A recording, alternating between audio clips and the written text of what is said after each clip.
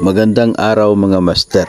Alam po ba ninyo na sa darating na 2024, kung may matutuloy man na pagtaas sa isang benepisyo na atin pong tatanggapin, ito ay magiging subject to tax. No, sa ngayon, hindi pa po ito taxable, pero the moment na tataasan ito ay magiging taxable na po siya.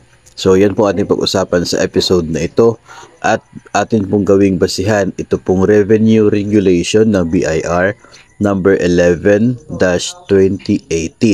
Ito po ay amendments sa ibang provisions ng Revenue Regulations ng BIR dahil po sa pag-approve o paggawa ng train law. So ito po ay nakabatay sa train law mga master.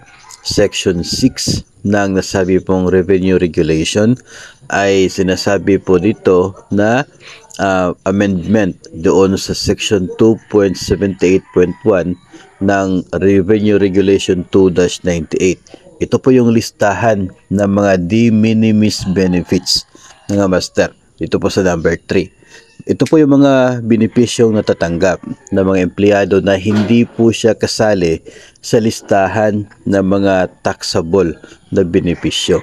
Pero dito po sa letter E ng de minimis benefits ay ang uniform and clothing allowance.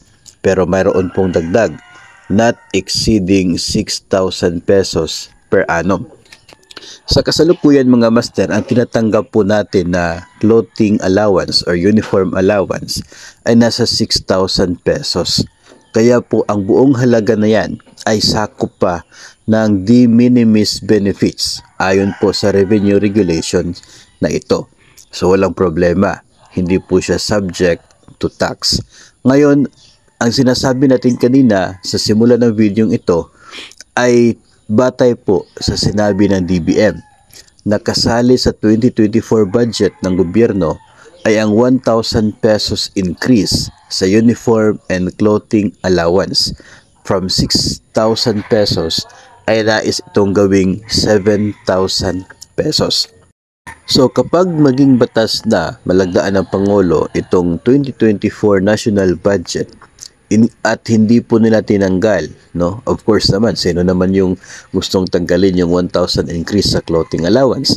So ang ibig sabihin yan, pagdating ng 2024 April, ang matatanggap na uniform clothing allowance ng mga government personnel ay hindi na 6,000 kundi 7,000 pesos na. Kasi yun po ang sinabi ng DBM na ibinigay nilang budget para sa 2024. Dahil 7,000 na siya, sobra na siya doon sa limit ng de minimis benefits na uniform allowance na 6,000 pesos. So, therefore, ang dagdag na 1,000 pesos ay kasali na sa computation ng ating tax deductions na siya pong binabawas every month from our salary. Hindi naman po babawasan ng tax itong uniform allowance na matatanggap. Nabuo pa rin naman yung 7,000 na makukuha if ever matuloy yun. Tapos, yung 1,000 na sobra doon sa limit ng revenue regulation, yun po yung idadagdag doon sa taxable income natin. So, idadagdag siya doon.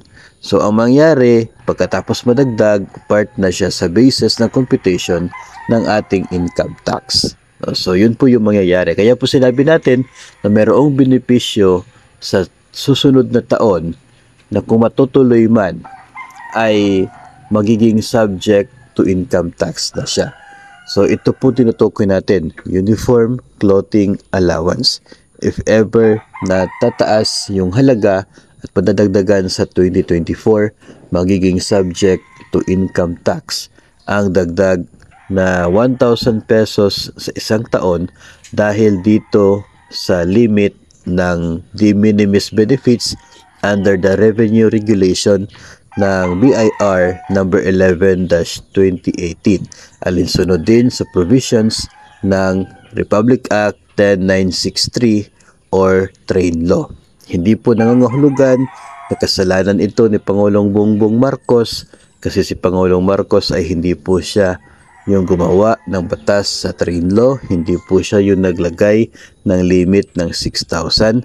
Hindi rin po natin masasabing kasalanan niya dahil tinaasan niya yung uniform clothing allowance, no? Kasi nga yun naman po yung gusto natin, no? The more we receive, the more is expected from us na siyang ibabalik natin bilang tax sa gobyerno, kasi doon po nabubuhay ang atin pong bansa, ang ating ekonomiya, at yun pong tax na yon ay gagamitin para sa mga serbisyo at para po sa mga susunod pang taon na atin pong magiging benepisyo rin. Yung taxes na atin pong binibigay sa gobyerno from our salaries ay yun din po yung the same taxes na gagamitin na pampasahod sa atin sa susunod na taon. So, para pong ayon doon sa isang comment na nabasa po natin, we just need to give back para at least in the future meron pa rin po tayong matatanggap muli through the taxes na siya pong tinatawag sa economics na lifeblood of the nation.